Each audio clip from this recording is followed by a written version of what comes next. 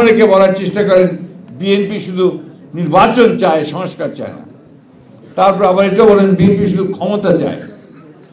আমি খুব স্পষ্ট করে বলতে চাই যে বিএনপি তো ক্ষমতা চাই, কারণ আমরা তো ক্ষমতার জন্যই রাজনীতি করি।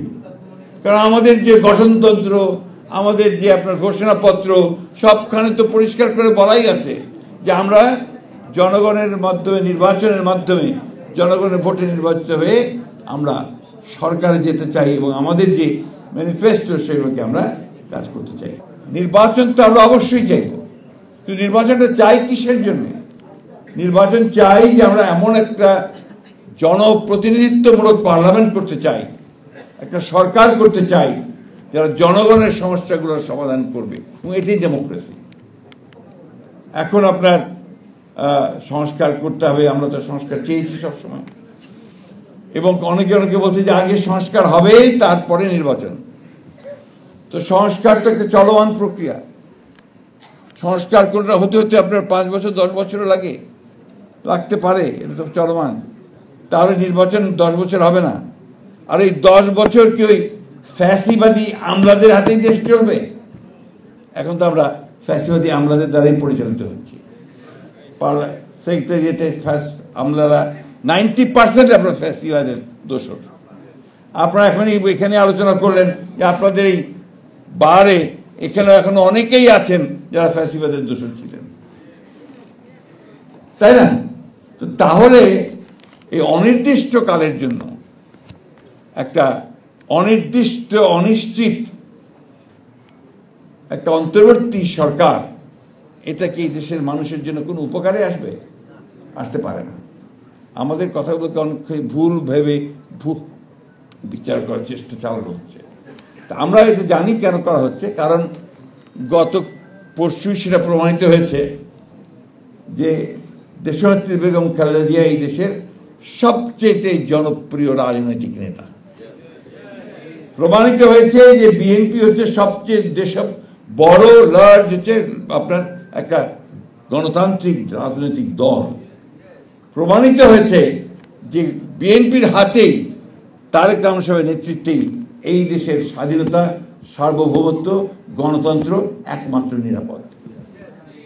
আমি বক্তব্য বাড়াবো না, আমি শুধু কয়েকটা প্রশ্ন করতে চাই আজকে আপনাদের মাধ্যমে আমাদের অন্তর্বর্তীকালীন সরকারকে।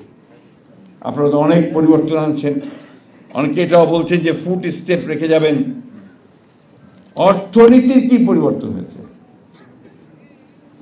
আপনারা ভালো করে জানবেন, বুঝবেন। আমার প্রশ্নটা ওই জায়গায়।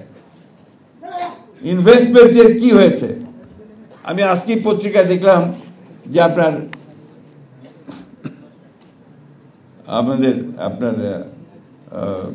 যে ফ্যাক্টরিগুলো, আমাদের যে আপনার গার্মেন্টসের যে ফ্যাক্টরিগুলো, অনেকগুলো বন্ধ হয়ে যাচ্ছে। এবং আমেরিকার যে আপনার ট্রাম্প যে ট্যারিফ পলিসি দিয়েছেন, তাতে করে আরও বন্ধ হবে। নতুন কোনো ইনভেস্টমেন্ট করছেন না, পরিষ্কার করে বলছেন একটা গণতান্ত্রিক সরকার ছাড়া, ইলেকটেড গভর্নমেন্ট ছাড়া আমরা কোনো বিনিয়োগ করব না। পরিষ্কার করে বলছেন, বাইরের এবং দেশের সকলের। ইনফ্লেশন তো কমেনি, ব্যাংকের অবস্থা তো ভালো হয়নি, এখন তো একই রকম ব্যাংকের অবস্থা থেকে গেছে।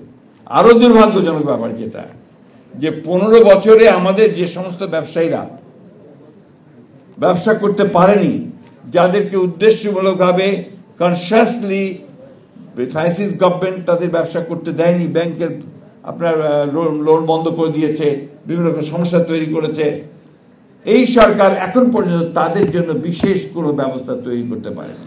উপরন্তু সব ব্যাংকগুলোকে একইভাবে দেখা হচ্ছে। যারা ডিফল্ট করেছে, যারা ফেল করেছে, তাদেরকে যেভাবে দেখা হচ্ছে, আবার যে ভালো করেছে তাদেরকে একইভাবে দেখানো হচ্ছে। তৃতীয়ত হচ্ছে যে শিক্ষার অবস্থাটা কি? সবচেয়ে করুণ অবস্থা বোধহয় শিক্ষাঙ্গনে। ইউনিভার্সিটিগুলোতে আমরা সবাই রাজা, আমাদের এই রাজত্বে। আজকে সেখানে ডিসিপ্লিন বলতে কোনো কিছু নেই। স্বাস্থ্য ব্যবস্থা, আপনার মধ্যে কোনো পাবলিক হসপিটালে গিয়েছেন কিনা আমি জানি না, যদি যান দেখবেন যে কি ভয়াবহ পরিস্থিতি।